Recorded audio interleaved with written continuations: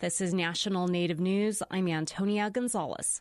The Seattle City Council Wednesday heard about missing and murdered Indigenous women and girls and focused on data collection. Council member Deborah Juarez convened the meeting, which included public comment and a panel with experts from the Urban Indian Health Institute. Those of us who grew up in Indian country and those of us who work in Indian communities and those of us who know and what our relationship has been with public safety and the value of Native women in our lives have lived this history. Juarez says the root of the issue is colonization and regulations working against Native people.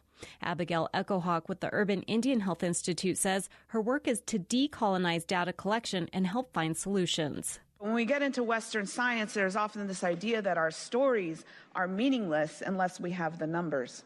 And very often when we look at marginalized populations, American Indians, Alaska Natives, Hispanic Latinos, and many others, we in this Western system of colonialism are very often not given the opportunity to gather our own numbers, to tell our own stories.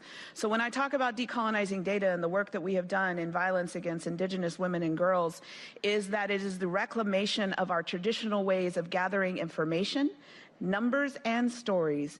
The hearing came on the heels of a report by the Washington State Patrol released last week, which found there are 56 missing American Indian women across the state.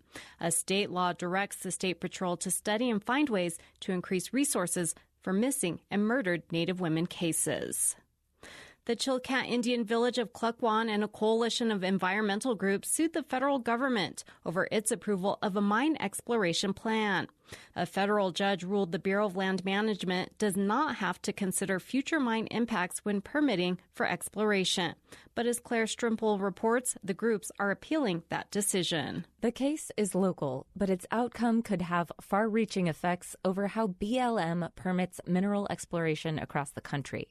The plaintiffs include the Chilkat Indian village of Klukwan and the Southeast Alaska Conservation Council. They accuse BLM of violating a fundamental federal environmental law. They say the feds can't approve a mine one piece at a time. You need to sort of look at the full scope. Erin Whalen is an Earth Justice attorney in Juneau. Our argument is that that includes the impacts of a full-scale mine. And right now the agency hasn't even taken an initial look, none at all, at what those impacts could be. Constantine Metal Resources is in the advanced stages of mineral exploration at a site 17 miles west of Klukwan.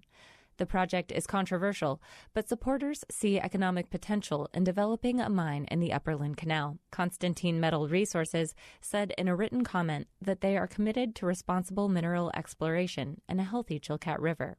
Klukwan President Kimberly Strong says mining upstream could pose an existential threat to Tlingit tradition. This is a food sovereignty issue.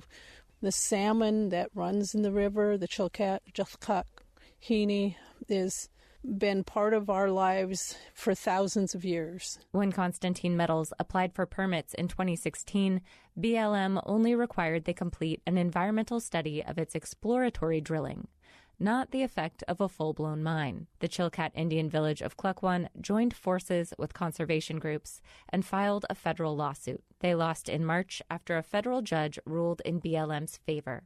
Judge Timothy M. Burgess reasoned that not every exploration project leads to a mine, so a full environmental review wasn't warranted. But Whalen argues that you wouldn't explore for minerals if you didn't plan to mine. That's the crux of the appeal filed with the federal court in San Francisco. I'm Claire Strimple. And I'm Antonia Gonzalez.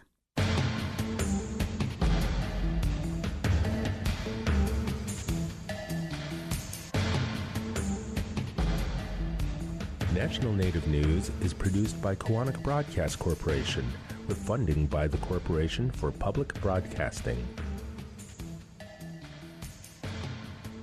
Support for law and justice-related programming provided by Hobbs, Strauss, Dean & Walker, LLP, a national law firm dedicated to promoting and defending tribal rights for more than 30 years. More information available at hobbsstrauss.com.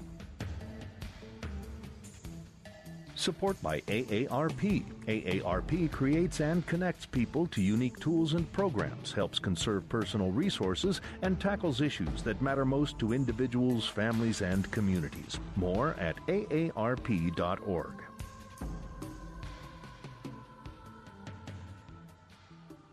Native Voice One, the Native American Radio Network.